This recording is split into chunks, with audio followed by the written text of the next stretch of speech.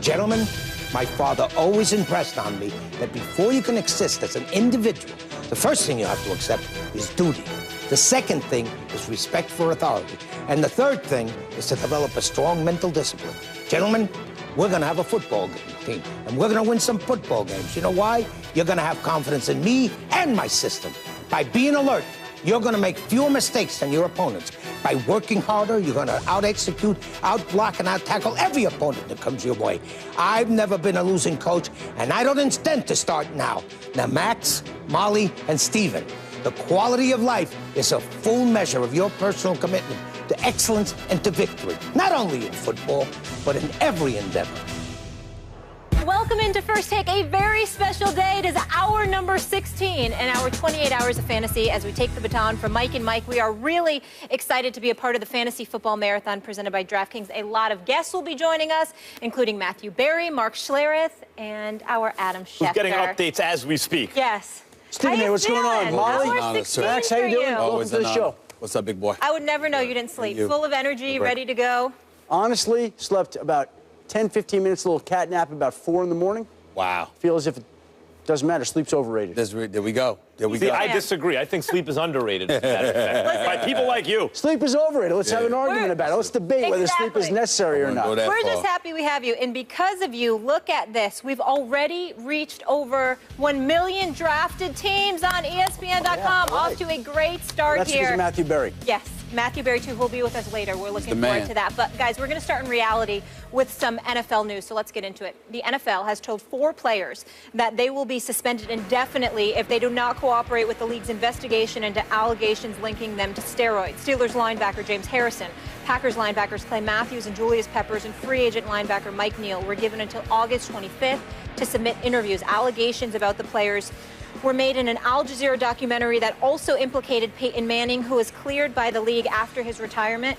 The Players Association had previously said there's no evidence to merit an investigation. Last night, a spokesman said the NFLPA had no comment at this time.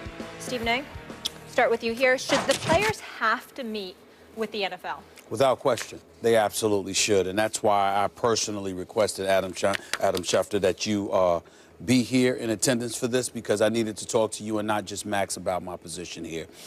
Look, when it comes to things that involve monetary value, not to say that the players, anytime players suspension, obviously, you know, you're going to cost them some money. But when you have an argument like the NFLPA won years ago when $100 million had to be added to their coffers, and each additional team had about $2 million in cap space or whatever the case may be, because they found out that the owners was kind of, you know, trying to shortchange.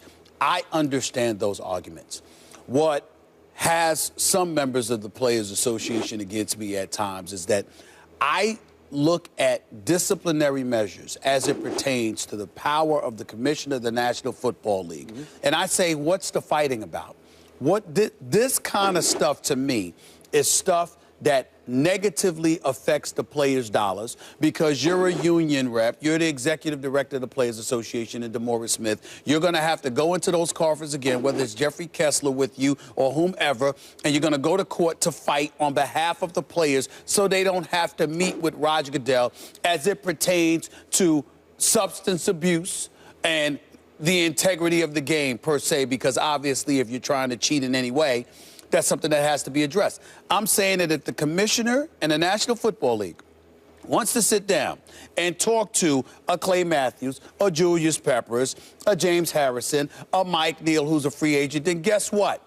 You go ahead and you do that, because you're fighting a losing battle to me if you're making the claim that I don't have to meet with you. You want to lean on a collective bargaining agreement. Obviously, there's 2 different interpretations of it. But if Peyton Manning is already on the record, they're saying that he went through the process and he's been cleared and he can move on with his life. How true that is or not is irrelevant to me. They're acknowledging in their mind that they believe he went through due process. Therefore, the rest of the players who are still playing in this league need to go through the due process of being interviewed by us, as opposed to issuing a statement and being able to rely just upon that. To me, fighting this is just another example of the the contentious relationship that exists between Roger Goodell and DeMaurice Smith, and the players are ultimately the ones who end up getting screwed over because those dollars that are in your coffers that are never as deep as the pockets of the owners who obviously finance the commissioner's office, the league office, and all things pertaining to that, it's a losing battle.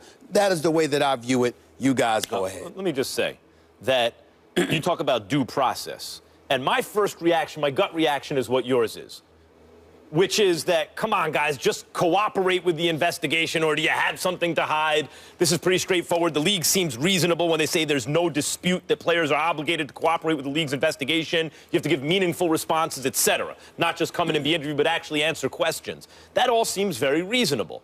But it's when you talk about due process, it's kind of like saying someone's accused of a crime. Why are they lawyering up? Because there is something called due process. And when the league says there's no dispute, that you have to cooperate and you have to come in and talk, actually there is a dispute. As Mike Florio laid out the case in Pro Football Talk really well, I thought, about what constitutes enough evidence to impel a player to come in and talk on the record. In fact, it's if he's guilty of a crime, or if the league has enough evidence to suggest to the commissioner that he could be, not just a media report that suggests that it might be the case. That doesn't constitute enough evidence, it certainly would seem, but that the league has independently somehow, or by some other, found evidence to suggest that the commissioner really does have a reason to get these guys to make statements. And then even then, that's part of an appeals process under the PED policy. Now, there's a separate issue about the kind of broad powers that the commissioner has under the integrity of the game rule, right? Like for the integrity of the game. That's what people keep bringing up when it comes to Goodell in these situations. But again, there has to be some kind of evidence of guilt first, not just a media report. In the case of Tom Brady, they confiscate footballs, they find air pressure different. That's a little different than here where Al Jazeera has a report and now the commissioner wants them to come and answer questions. Well, let me say this, that when you look at the events that have transpired, there was a catcher in baseball, Taylor Threadbare. I don't recall. Catcher. Okay. Don't recall. That's close to enough to his name. Okay. He was suspended 80 games for being mentioned in this report. Okay? And the NFL in this particular case, whether we like it or not, whether you agree with it or not, has the hammer. They have said, you're either going to talk to us or we're going to suspend you.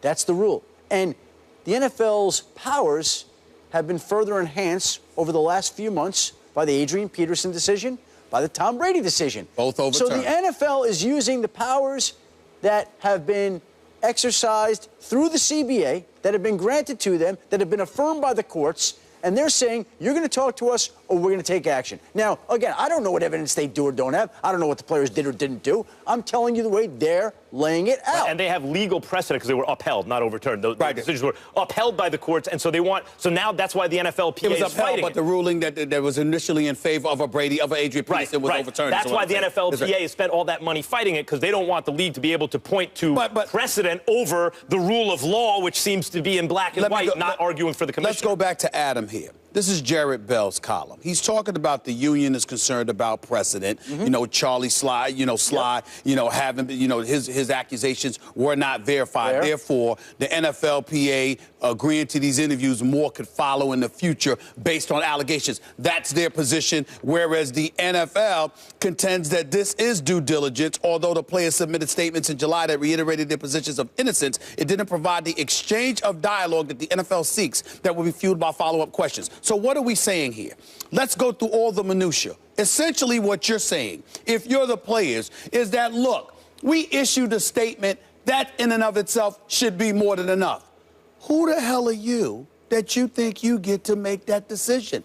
It's not the court of law. It's the court of the NFL. Correct me if I'm wrong, Adam Schefter. The CBA is the Bible. I mean, it is what it is. But they're pointing to the CBA. But listen, the players are pointing to the CBA. Wait. The Players Association usually points to the CBA.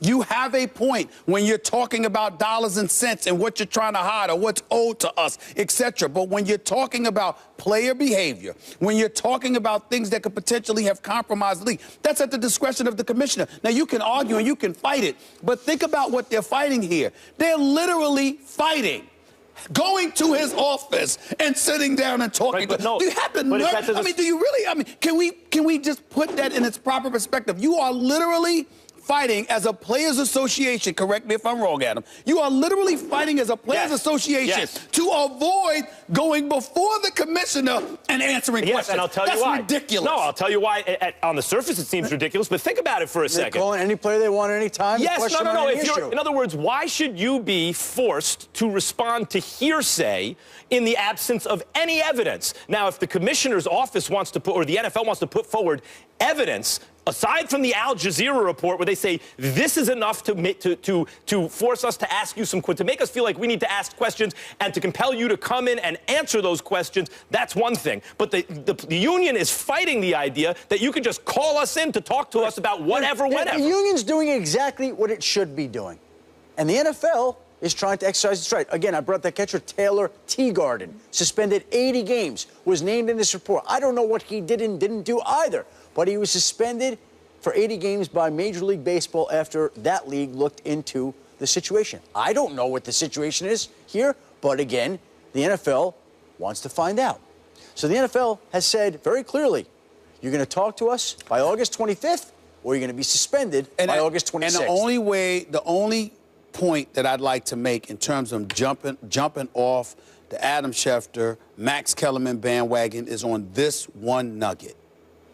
The union is doing the right thing here. I disagree with that because if you're fighting, what should the union be doing? What I'm saying is this: go talk to them. If the league wants to have a conversation with you, now if they want to punish you, wait a minute. If the cops take someone off the street and say we want to come have a conversation without your attorney present, for example, is that always a smart thing to do? Wait a minute. The NFL. Because there's due process. Wait a minute. You brought it up. The NFL in no way said that the union can't be present. To my knowledge, they didn't sit there and say DeMaurice Smith or Jeffrey Kessler or one of their lawyers, general counsel, whomever. They didn't say they couldn't be in attendance. What they said is, we want to talk to you. So at the end of the day, this has become a national story because you don't want to sit down and talk with your employer. Can we put it in its proper perspective? No, I don't think that's what it's really about. Really? This is a proxy war being fought with these guys as pawns. At the expense of the players' dollars. Yes, the battle is being fought between the NFL and the NFLPA. And what's at stake is the NFL wants to reinforce precedent that's already been found so they can do whatever they want whenever. And the NFLPA is saying, no, we're resisting that so we can enforce what we believe is in the contract. All I'm saying, presenting both sides, I understand where both sides are coming from. Look, Ryan Zimmerman and Ryan Howard, that same case, right? That's right. Both fully cooperated when Major League Baseball wanted to question them. So the league is making its request. If the players have nothing to hide, you go talk to them. No, first of all, Major League Baseball, I don't know how exemption from antitrust affects that legally. I don't know. I'm not an attorney. But, you know, all the leagues show that if you cooperate, you are treated more leniently. That in and of itself is not a good enough reason to cooperate if you're a players' union and you're trying to enforce what you believe is an agreement. Let's take it a